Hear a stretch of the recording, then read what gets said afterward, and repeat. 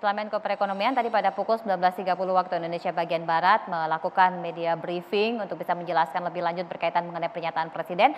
Nah, pada pukul 20 waktu Indonesia Barat tadi Presiden juga mengeluarkan statement atau pernyataan, dan berikut kami putarkan kepada Anda pernyataan Presiden.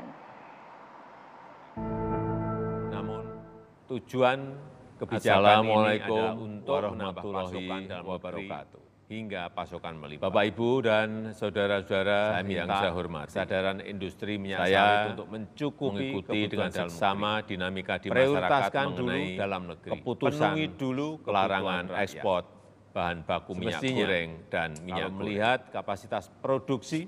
Saya ingin menegaskan dalam negeri bagi pemerintah dengan mudah kebutuhan pokok masyarakat adalah volume bahan baku minyak goreng ini yang prioritas paling tinggi dalam pertimbangan pemerintah setiap membuat keputusan daripada kebutuhan. Sebagai negara produsen minyak sawit terbesar di dunia yang sangat besar, ironis jika kita semua malah dan punya niat kesulitan mendapatkan untuk memenuhi kebutuhan rakyat sebagai prioritas. Saya minta para pelaku usaha dapat minyak sawit untuk melihat masalah ini dengan patokan saya untuk mengevaluasi kebijakan dengan lebih jernih. Begitu saya sebagai Presiden negeri sudah tak mungkin membiarkan itu terjadi. Ekspor sudah 4 bulan kelangkaan berlangsung dan pemerintah sudah mengupayakan berbagai kebijakan devisa. Negara perlu belum efektif neraca perdagangan. Oleh sebab itu, pemerintah memutuskan untuk melarang ekspor pokok rakyat baku minyak goreng dan minyak goreng ke luar negeri. Demikian yang dapat larangan itu berlaku untuk ekspor dari seluruh wilayah Indonesia, termasuk dari kawasan berikat. Larangan ini memang menimbulkan dampak negatif, berpotensi mengurangi produksi.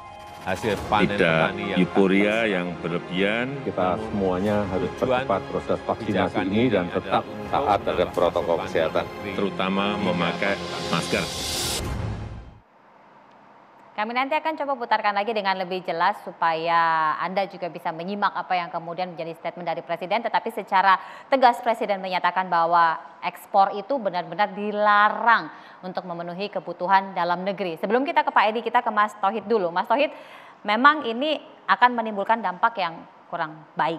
Tadi petani sudah merasakan dampaknya. Kalau dari Mas Tauhid sendiri catatannya? Ya, saya kira bukan hanya petani ya, tapi banyak pihak ya. Dari sisi keuangan negara kita kehilangan pungutan ekspor, pajak ekspor, bahkan harus nambah dari pendapatan negara untuk program biodiesel. Kemudian dari devisa jelas berkurang ya 400-500 triliun. Saya kira kalau itu setahun diberlakukan dampaknya akan luar biasa. Dan yang paling penting adalah ya pertumbuhan ekonomi kita pasti akan turun begitu ya. Sawit itu menyumbang sekitar 34 sampai 3,5%. Otomatis kalau target 5% pemerintah nggak akan tercapai, berkurang 3,5% dari kalkulasi 100%-nya 5%, maka nggak akan tercapai.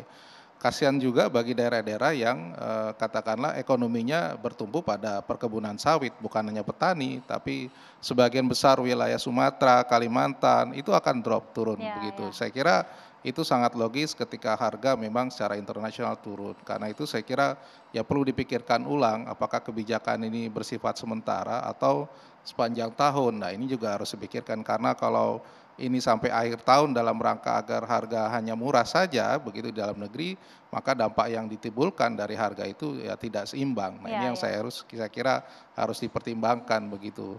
Saya kira kalau kita ingin memecahkan masalah ada kekurangan sekitar 2,7 juta ton begitu ya untuk minyak goreng curah, tidak perlu semuanya harus dilarang begitu ya. Ada beberapa bagian yang sebenarnya pernah diputuskan, tetapi ini soal implementasi, soal eksekusi yang kurang mantap sehingga semuanya harus digelontorkan dengan kebijakan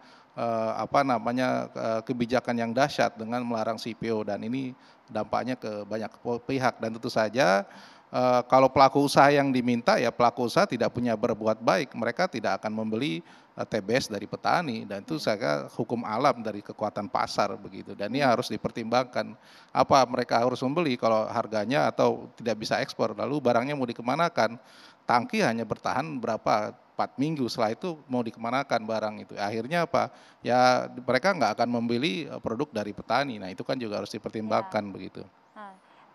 tadi disampaikan ada kebijakan yang sepertinya masih tidak tegas dan tidak terimplementasi dengan baik, dan kemudian awalnya CPO tidak dilarang, pada akhirnya dilarang. Mas Tauhid melihat dengan kebijakan yang masih belum balance dan masih Ya, berganti-ganti? betul. Saya kira memang ini juga nanti kebijakan ini cenderung nanti akan berubah ya.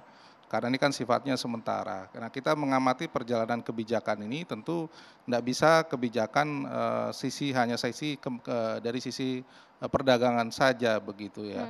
Misalnya saja kalau persoalannya adalah di minyak goreng curah, maka itu yang menjadi fokus karena yang kemasan memang sudah dilepas begitu. Nah, minyak goreng curah kan ada problem bahwa harga keekonomiannya belum masuk begitu ya. TBS-nya mengikuti CPO internasional sehingga ada instrumen katakanlah subsidi yang sebenarnya tidak terlalu besar begitu.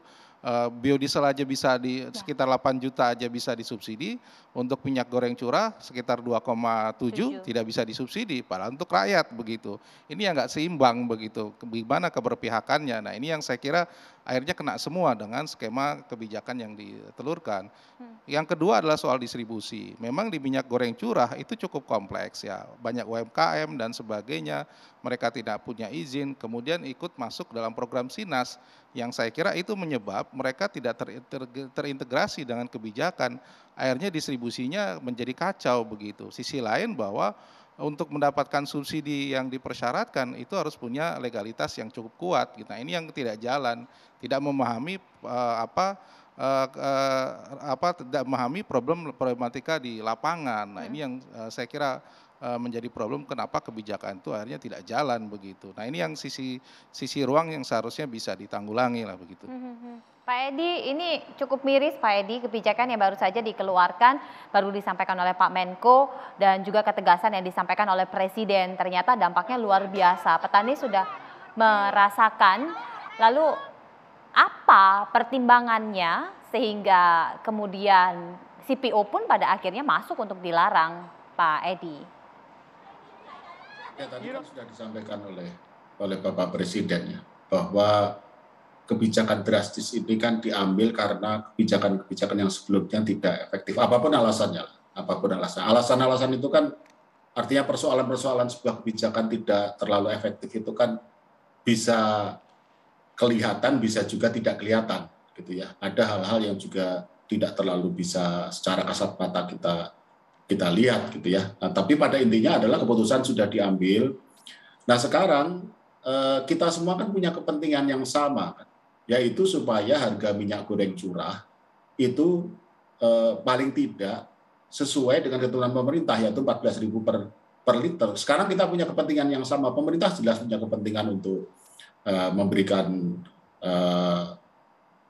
barang kebutuhan dalam minyak goreng dengan harga yang terjangkau ya, dan kemudian persediaannya juga atau stoknya juga banyak. Nah, sekarang pengusaha juga punya kepentingan yang sama kan, karena kalau tidak segera tercapai maka larangan ekspor ini akan terus dilakukan. Oleh karena itu sekarang menurut saya sebaiknya kita semua fokus untuk bagaimana supaya menjadikan target harga minyak curah 14.000 itu tercapai, karena itu yang nanti akan menjadi indikator untuk dipertimbangkan sebagai faktor yang bisa digunakan untuk mencabut larangan ekspor.